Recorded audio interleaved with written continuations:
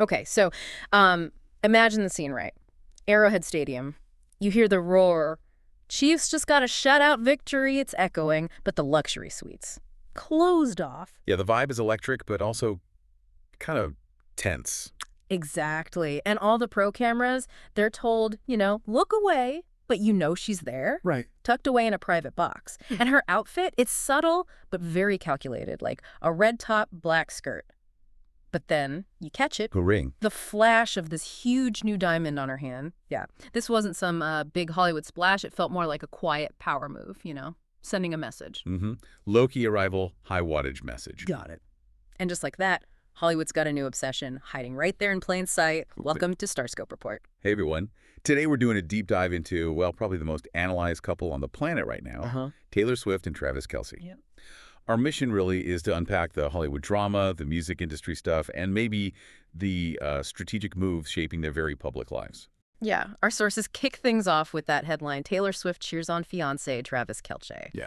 But we're not just talking about the latest game day appearance. Yeah, there's more to it. We're connecting the dots here. We're going to trace the timeline from her, surprisingly low-key strategy at the stadium all the way to this really elaborate proposal story she just dropped. It really is like a master class in, I don't know, strategic narrative control, maybe? Brand softening. I mean, managing two careers that big. You can't just react to the media circus. You kind of have to shape it. So let's unpack that first shift we saw this season. Okay, first big piece of intel we pulled. Her being at the Kansas City Chiefs versus Las Vegas Raiders game. Sunday, October 19th. Our headline here has to be something like, Pop superstar plays it cool, strategic de-escalation engaged. It's true. She was there. Yeah. Cheer in on that huge 31-0 win. Yeah. Alongside her dad, Scott Swift. Right. But what's really fascinating, like you said, is how deliberate it was. It's almost a complete reversal from last NFL season, isn't it? Totally. Last year felt like every arrival was an event. The cameras were all on her. Sometimes it felt like more than the game itself. Exactly. And that's the key change this year. Sources confirm she's been actively going for these, discreet entrances for all the home games. Yeah. Really trying to minimize the media frenzy, maybe some of that fan fatigue too. She was only shown on an NFL broadcast for the first time this whole 2025-2026 season on October 12th. Wow, October 12th. That's like 8 weeks into the season. That's restraint. It is. And this quiet approach, it feels like a direct response to that pushback from last year, Oh, yeah. Remember, she was pretty upfront about it with Time back in December 2023. Acknowledged the cameras always being on her, said something like, I'm just there to support Travis. Right, and the famous line. Yeah, I have no awareness of if I'm being shown too much, I'm pissing off a few dads, Brads, and Chads. Yeah. So her actions now, they feel really calculated. Like she realized being the main story all the time was maybe hitting a saturation point. Could even negatively impact Travis's image with some NFL fans, maybe. Exactly. So by making her support visually quieter, she kind of keeps control but lowers the temperature. Precisely. And even her outfit, it fits that strategy, right? That brand softening. For the shutout game, no big flashy jersey like before.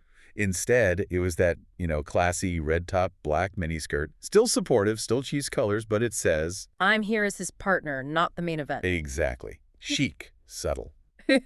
But, okay, the night wasn't all restraint. After the win, sources say the couple celebrated at 1587 Prime Steakhouse. Ah, Kelce's place with Mahomes. Yeah, his steakhouse.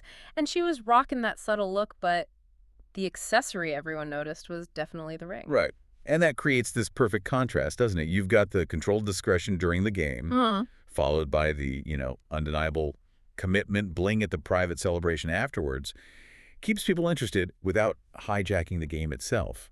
Okay, so we've looked at the low-key game strategy, but that control level just explodes when you look at the biggest secret they kept, the proposal. Oh, yeah. I mean, if you think managing camera angles in a stadium is tricky, wait till you hear the, insane logistical planning Travis put into this whole engagement ruse. Which leads us perfectly into our second major piece of intel. Yeah. After the game, the big buzz was obviously the detailed reveal of how the engagement actually happened. Okay, so the headline for this one. How about, the New Heights podcast was just a very clever distraction for the biggest rock of the year. Love it. Okay, so let's set the scene quick. Facts first. Taylor and Travis, they're 35, 36. Announced their engagement August 26, 2025. And the timing there. Impeccable, wasn't it? Just weeks before her 12th album, The Life of a Showgirl, dropped on October 3rd. Right, commercially. Announcing before the album cycle. Super smart. Very beneficial. But what really shows their, command of the narrative Yeah. is the story behind the proposal itself.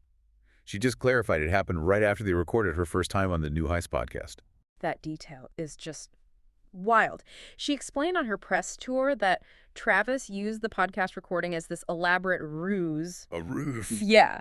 His specific goal, keep her distracted and, crucially, keep her from looking out the windows of the house. Because he was setting up the whole thing in the backyard. I mean, think about the logistics. Planning a proposal while also recording a high-profile podcast. And decorating a backyard to surprise a woman who famously uses tunnels to avoid paparazzi. Right. That takes some serious dedication. But here's the bit that really gets me, the most telling detail.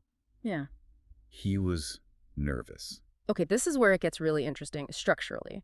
She apparently got suspicious right away because Kelchi was acting weirdly flustered. Yeah. She recalled him saying stuff like, my heart is racing and I know how much this means to you. I just really want this to be what you'd hoped it would be. Wow.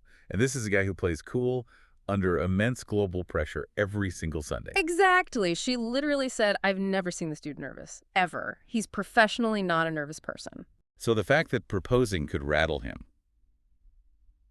it says a lot about the personal stakes, right? Yeah. Big contrast to his professional cool. Okay, but I have to ask this then. If the goal is privacy, managing the saturation, why leak this incredibly detailed, super romantic story? Good question. Why not just announce they're engaged and leave it at that? Yeah. Doesn't revealing the whole elaborate ruse actually draw more attention? That's a really sharp point. I think the analysis here is that they know the media machine. They know the proposal will be endlessly talked about no matter what. Okay. So by giving everyone their own version, this really controlled, prepackaged, super charming narrative. The nervous jock, the clever podcast distraction. Exactly. They control the angle. They basically hand the press the story they want. Perfect, quotable, romantic. It stops speculation and frames it exactly how they prefer. It's narrative control 101. And that framing definitely worked. I mean, she's been absolutely gushing about him during the album launch. Oh, yeah. That quote about him being her favorite person. He's just my favorite person I've ever met, no offense to everyone else. Yeah. And she tied it right back to the ring, didn't she? Saying something like, I get to hang out with him forever, and this represents that. It's very neat. It is. And this commitment, which she talks about with real maturity, it seems like it comes from something deeper, tested way before the public knew about the ring. Right. If you connect this to the bigger picture, it brings up an important contrast, right? Yeah. The high-drama proposal story versus the quiet, solid support system they built before that. You're talking about the situation with her family earlier in the year. Exactly. That whole discussion around Scott Swift's health scare, the quadruple bypass surgery back in June, and how Travis reportedly stepped up for the family during the recovery. That whole experience apparently really recontextualized their relationship for Taylor. That family focus happening before the engagement news broke showed a kind of loyalty. Something much deeper than just a viral romance. Substance behind the spectacle. Precisely. Huh. Proving the foundation was solid. Which makes her current push for privacy, her determination to manage things, feel even more significant. And that brings us neatly to the third fascinating bit of this deep dive. Right. Okay, so we move from the managed public appearances and the packaged proposal story to the actual mechanics of how she avoids the spotlight. Our next headline, Swift spills her secret spy skills. Just put me in a garbage can, roll me. Huh. Yeah, this is where the comedy meets the harsh reality, right? We laugh at the quotes, but they really highlight how intense that level of scrutiny must be. Exactly. She recently talked about her ability to just fly under the radar when she needs to, which, let's be honest, is probably an essential skill if you want any chance at a normal life with an NFL superstar. Oh, for sure. And her specific tactics, even if she's joking a little, they're amazing. She claims her best spy quality is the entering and exiting building without being seen. The ninja move. Yeah. And she joked that if she really can't handle the attention, she thinks about extreme stuff. I can fit in like a purse, or sometimes I just can't deal with it. I'm just digging tunnels under every building I go into, airlifting in through the skylight. It's funny, right? These slightly absurd images, they kind of work as a strategic distraction themselves, diffusing the tension around her need for extreme privacy. That's a good point. But it also confirms a necessary skill, doesn't it? The only way this relationship can probably function long-term is if one of them can effectively disappear when needed. And how they make it work. with two careers that are just unbelievably intense. That's why there's such an interesting case study in like career longevity. She talked about this on BBC Radio too, that the core bond they have. Right. She really emphasized that their connection works because they respect the intensity of what the other person does. Yeah. She said something like, I love the person that I am with because Travis loves what I do, and he loves how much I am fulfilled by making art and making music. And then she flipped it. That's the coolest thing about Travis. Like, he is so passionate about what he does that me being passionate about what I do, it connects us. That quote feels like pure structural analysis from her end. It's not just about being in love, it's about a foundation built on understanding that shared professional drive. That seems critical for surviving the whole Hollywood machine. Totally. It's the opposite of those relationships where one person expects the other to, like, scale back their career ambitions. Here, it sounds like they actually fuel each other's success. Okay, so before we wrap this specific story up, there's the wedding timeline update. Swift confirmed that planning is basically on hold for now. Prioritizing the career commitments first. Exactly. She noted, I want to do the album stuff first, and the wedding is what happens after in terms of planning. Which is a pretty powerful statement about her priorities, right? An insider apparently confirms that after all the current work stuff is done, she is ready for a break so she can focus on the wedding. So the delay isn't about lack of wanting it. It's just sequencing. Business first, the album, the tour planning, then the personal big event. Makes sense. The brand comes first, then the big day. Right.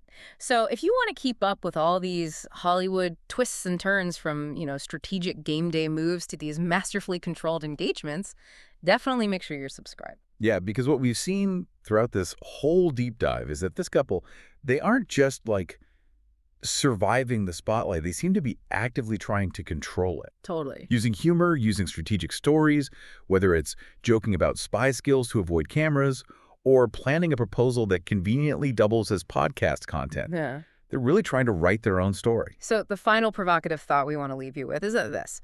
Think about that contrast, right? Between the really elaborate, almost stage-managed ruse of the proposal and the quiet, totally unscripted support Travis apparently showed her family during her dad's health crisis. That ability to deliver the big, high-octane spectacle for us, the public. While grounding the actual relationship in that deep behind-the-scenes loyalty, maybe that's the real secret sauce to their long-term potential.